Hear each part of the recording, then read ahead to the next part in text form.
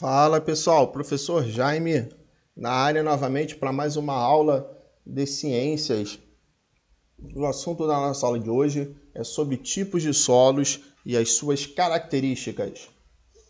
Então, o que é um solo? O solo é a camada mais superficial da crosta terrestre. É comumente chamado de chão ou terra. É um elemento natural e de fundamental importância para a vida de várias espécies, servindo de fonte de nutrientes para as plantas, por exemplo. Então, o solo ele vai ser fundamental para a vida no planeta. Então, ele é a parte mais superficial da crosta terrestre. Então, quando a gente viu lá na crosta terrestre, nós vimos que temos rochas na crosta terrestre e nós temos o solo. O solo que é formado nada mais nada menos pela fragmentação dessas rochas. Então o solo ele é formado a partir da fragmentação das rochas. Então todo solo é originário de uma rocha. Então vamos lá. O solo é formado principalmente por, primeiro, matéria mineral e orgânica, como raízes, folhas e animais decompostos, formando a fração sólida. Então, também no solo nós vamos ter água, forma a fração líquida, vai ter no solo também. O solo ele vai ter ali no meio dele, vai ter água. E também no solo vai ter ar. O ar é a fração gasosa. A entrada de ar no solo é facilitada pela ação das minhocas, tamanho dos minerais ou mecanicamente pela ação dos arados que revolvem o solo promovendo a aeração. Então o que acontece? Para as plantas terem um bom cultivo, é necessário que o solo esteja fofo, como a gente chama popularmente. Então faz-se um trabalho de aeração do solo, usando as máquinas de arado, tá? Que esse arado vai revolver aquele solo, descompactando o solo, permitindo que o ar passe, porque as plantas também as raízes vão necessitar desse ar. Então temos aqui a formação do solo. Por esse motivo dizemos que o solo é considerado um sistema trifásico, ou seja, ele vai ter a parte sólida, a parte líquida e a parte gasosa. No entanto, as proporções de cada elemento que o constitui variam, principalmente de acordo com a natureza para sua fragmentação, originando as camadas do solo, como veremos mais tarde. Então, a quantidade da parte gasosa, líquida ou sólida, ela vai variar de acordo com como o solo foi formado. E é importante saber o que? Algumas palavras importantes principais. Intemperismo. O que seria um intemperismo? O intemperismo é uma das coisas que vai vai ajudar na formação do solo. Então nós temos as rochas e essas rochas vão ser fragmentadas e vão originar o solo. E o intemperismo, eles são mudanças sofridas na rocha matriz pela ação de quem? Pela ação de chuva, vento, variação de temperatura. Então, o intemperismo está ligado ao quê? Ao clima. O intemperismo, ele está ligado ao clima. Então, o clima, ele vai modificar ali, vai ajudar na fragmentação do solo. Então, olha lá. 1 centímetro de solo leva cerca de 100 a 400 anos para se formar. Então, só para vocês terem ideia de quantos anos demorou para a gente ter essa grande quantidade de solo que nós temos. Então, vamos lá. Como atua o intemperismo? O intemperismo é um conjunto de processos químicos, físicos e biológicos que, em grande conjunto, atuam sobre as rochas expostas ao ar e à água.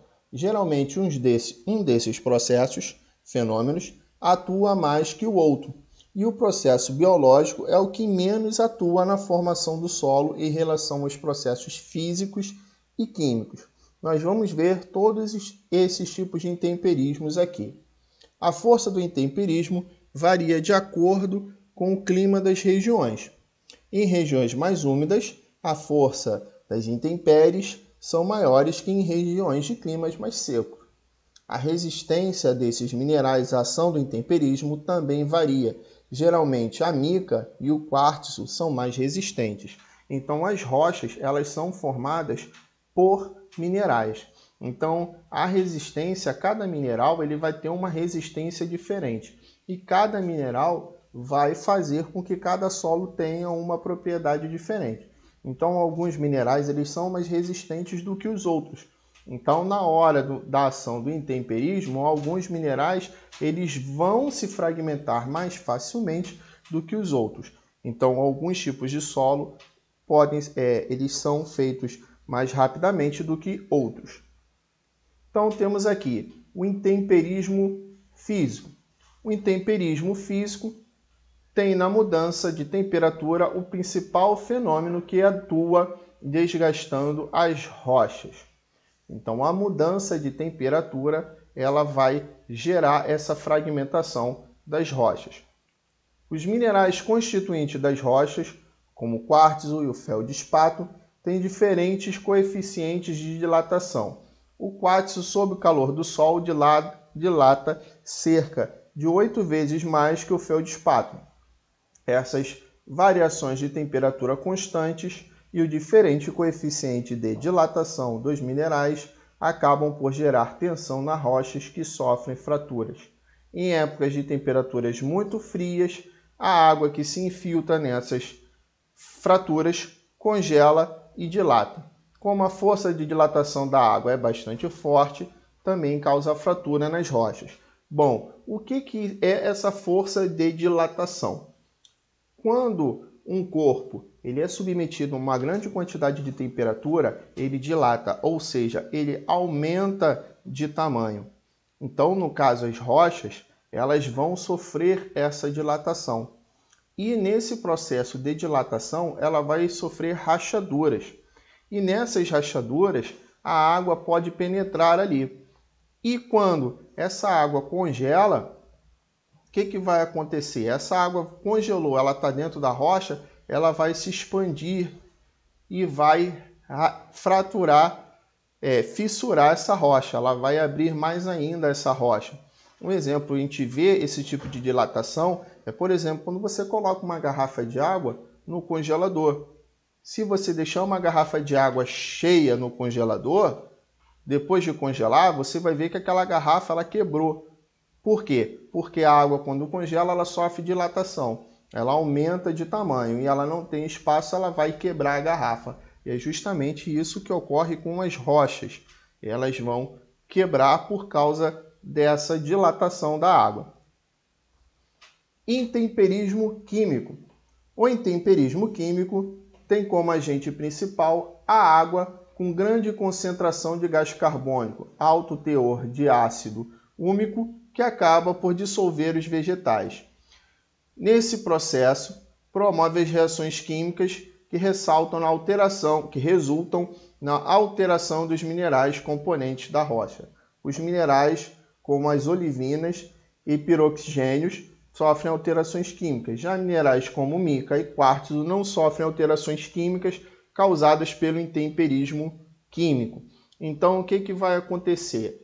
A força da água e outros componentes eles vão degradar os minerais que compõem as rochas. A química vai acabar criando uma alteração e fragmentando essa rocha. E isso vai causar a fragmentação cada vez em partes menores. Esses minerais vão soltando e vão formando o solo. Então, só para vocês terem ideia, isso está relacionado até, por exemplo, a formação da água do mar. Por que a água do mar ela é salgada? Porque, na verdade, todo rio ele desemboca no mar. Então, um rio de água doce, de água corrente, nós temos ali água corrente e o final dele ele desemboca no mar. Então, conforme esse rio vai passando essa água corrente, ela vai levando os minerais das rochas que tem no fundo dos rios, do solo, vai levando esses minerais e esses minerais se acumulam na água do mar, que de certa forma a água do mar é uma água parada, ela não é uma água corrente. Então, quando a água chega ali no mar, esses minerais se acumulam formando o sal. Então é assim, é por isso que a água do mar ela é salgada. Então, esse é só um exemplo para vocês verem como a ação da água ela pode ir retirando os minerais das rochas. E o intemperismo biológico? Bom, o intemperismo biológico é um fenômeno que acontece pela ação dos seres vivos, como bactérias, que vivem nas rochas, ou pela ação das raízes de plantas, que podem vir a penetrar nas rochas, causando fraturas.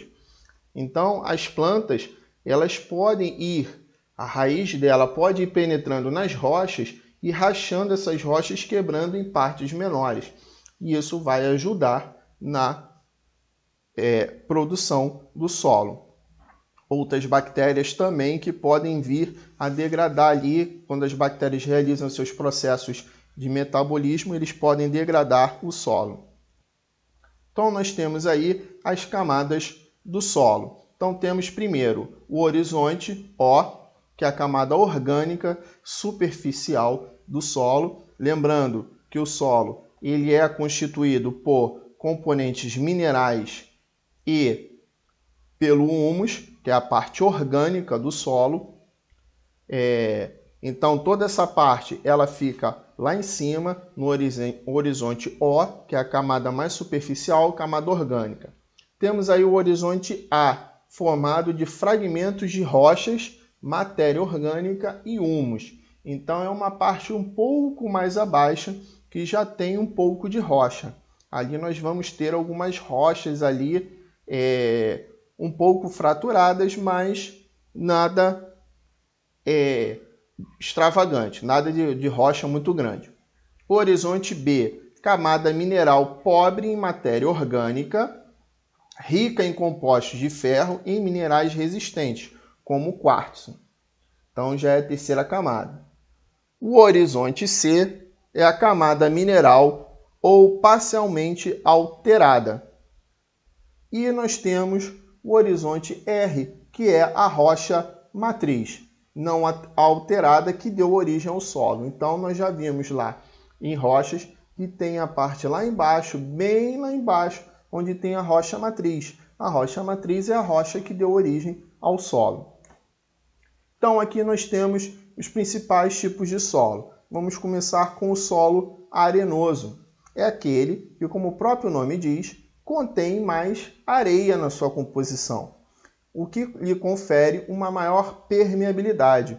Por quê? Porque os grãos de areia, eles são maiores, beleza? Então, eles permitem que a água seja absorvida com mais facilidade que outros tipos de solo. Então, em relação a grãos de areia, nós vamos ter o solo arenoso, o solo argiloso e o solo siltoso, que são bem fininhas, que quase não permite que a água passe. Então ela acaba empoçando. É por isso que o solo arenoso, como os grãos de areia são bem grandes, quando você joga uma água, essa água escoa rapidamente, porque ele tem uma permeabilidade muito grande. Então nós vamos encontrar solo arenoso principalmente aonde? Na praia, né? Nós vamos encontrar ou em desertos. Em desertos você tem aquela grande quantidade de solo arenoso, ele não consegue reter água para a formação de um lago, é necessário ter muita água. Solo argiloso. O solo argiloso é constituído de mais de 30% de argila com relação a outras partículas sólidas. Suas partículas são finas e por isso é menos permeável. Ou seja, não permite que a água passe com facilidade, fica facilmente encharcado no período chuvoso. Quando seco, fica mais compacto e sua porosidade diminui, e a consequência é o solo ficar menos arejado, costumando a rachar. Então, o solo argiloso, como eu falei, o solo arenoso, ele tem os grãos maiores. O solo argiloso, ele já tem os grãos menores. E olha que a gente pensa, olhando assim, parece que é o contrário, né? Que o solo argiloso ele vai ser mais permeável, porque um solo argiloso você consegue fazer aquela lama no solo argiloso, já no arenoso não. Por quê? Porque a água passa. Então isso é permeabilidade, a água vai passar. O solo argiloso ele vai reter água. Então em períodos de chuva, ele vai ficar bem úmido. Em contraposição, em períodos de seca, o que vai acontecer? Esse solo ele vai ficar compacto e ele pode até rachar nesses períodos de seca. Então, ele tem uma porosidade menor. Então, essa água ela não vai penetrar, ele não vai ter grande quantidade de água lá no seu interior. Ele pode ter na superfície, mas lá no interior não. E conforme você joga a água, ele compacta, cada vez mais impedindo mais ainda que essa água passe. E o que vai acontecer? Que essa água não passa, não penetra, ela seca rápido e ele acaba rachando. Então aí alguns exemplos de solo argiloso. A terra roxa, caracterizado por cor avermelhada, é um solo argiloso de origem na decomposição de rochas basálticas. Ocorre no Brasil e na Argentina. No Brasil, esse tipo de solo está presente em estados da região sul, sudeste, como São Paulo, Minas Gerais e Rio Grande do Sul. São muito utilizados na agricultura para a plantação de café, algodão, laranja e também cana-de-açúcar. Isso também é legal de a gente observar. O solo arenoso, ele como tem os grãos muito grandes, ele também, além de não reter água, ele também não vai reter nutrientes no solo. Então, por isso que é difícil no solo arenoso você ter uma plantação. Já o solo argiloso, ele consegue reter uma quantidade de nutrientes ali. Então, alguns tipos de solo argiloso, outros tipos não. Mas alguns tipos de solo argiloso, eles vão ser muito férteis e vão ser utilizados na plantação. Temos aí outro exemplo de solo argiloso, o massapê. O massapê é um tipo de solo argiloso que ocorre no litoral do Nordeste brasileiro. Ele tem origem na decomposição de rochas do tipo gneiss e calcárias, de tonalidade escuras. Sua utilização é bastante apropriada para o plantio de cana-de-açúcar. Em Pernambuco, vemos a ocorrência dessa monocultura desde o litoral e por toda a zona da mata, em municípios como Goiânia, Paudalho, Carpina, Nazaré da Mata, entre outros. Então a gente tem uma foto aí, já é um solo que ele é um pouco mais escuro e ele é um solo bem fértil e serve muito para a plantação de cana-de-açúcar. Agora nós temos o solo umífero. E o que seria o solo umífero? O solo umífero é um solo rico em humus, tanto de origem vegetal como raízes e folhas, quanto de origem animal, derivados da matéria orgânica que foi reciclada pelos agentes decompositores do solo, como fungos e bactéria. Então, o solo umífero ele vai ter uma grande quantidade de nutrientes de origem vegetal, como raízes e folhas, e de origem animal. E tanto esses restos vegetais quanto animais, eles vão ser decompostos pelos seres decompositores, os fungos e as bactérias, que vão decompor os nutrientes daquele organismo morto que está ali e vai pegar esses nutrientes e devolver para o solo. E esse solo ele vai ser muito rico, muito bom para o plantio. E é o solo umífero, porque ele é rico em quê? Em humus. Justamente o humus ele é um produto que serve para a nutrição do solo. Um exemplo muito conhecido é o humus produzido pela minhoca. Então, as minhocas, elas produzem um humus através que são liberados por elas depois da sua alimentação. Então, o solo umífero é um solo de cor escura, também conhecido como terra preta, muito utilizado na agricultura por ser rico em nutrientes para as plantas. Então, o solo umífero ele possui cerca de 10% a mais de humus que os outros solos. Rico em sais minerais, ele é bastante poroso, então ele deixa passar ar, então ele consegue absorver a água, ele é bom para aeração, Então, ele tem as quantidades certas para uma produção. E qual é a ação da minhoca na formação do humus? As minhocas são animais subterrâneos, abrigando-se da luz direta do sol, pois apresentam respiração cutânea, ou seja, respiração pela pele. As minhocas, elas precisam ficar longe da luz do sol, porque senão elas morrem. Então elas escavam galerias e canais promovendo a aeração do solo. Então essa já é uma grande vantagem de minhoca. Ela escava vários canais, vários túneis por onde ela tem que passar, e esses túneis vão provocar a aeração do solo.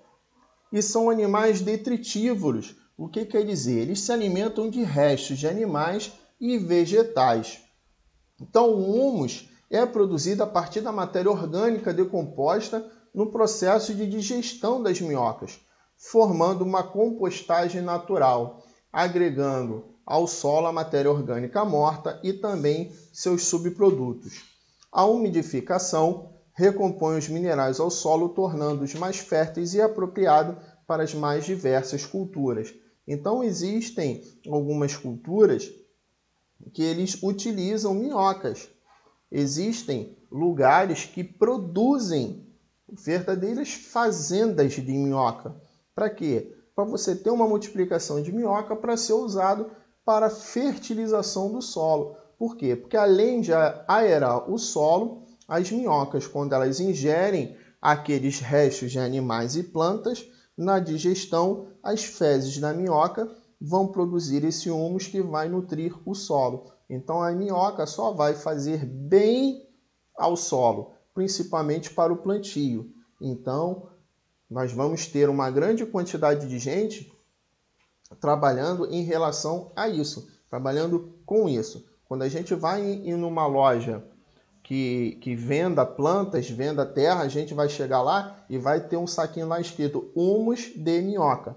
É o que? É justamente lugares que a terra possui esse humus e a gente compra aquilo dali para poder jogar no solo e nutrir o solo das plantas ornamentais que a gente tem em casa. Porque conforme com o passar do tempo, essas plantas vão perdendo os nutrientes do solo. Então, a gente vai e compra aquilo dali para fertilizar o solo. Então, as minhocas são muito importantes para a agricultura.